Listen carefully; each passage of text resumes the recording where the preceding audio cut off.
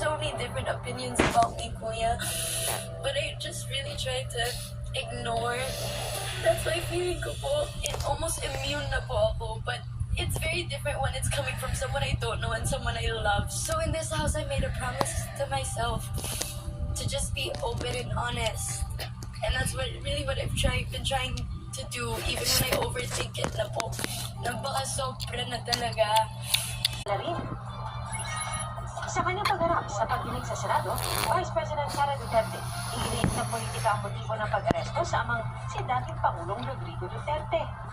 Malacanang at iba pang opisyal ng gobyerno, iginiit na legal at sumunod lang sila sa batas. Ilang bahagi ng Eastern Samar nalubog sa baha. Ang daddy moment ni Tom Rodriguez kasama ang kanyang baby.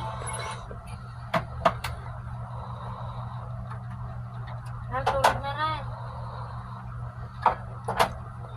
Nanana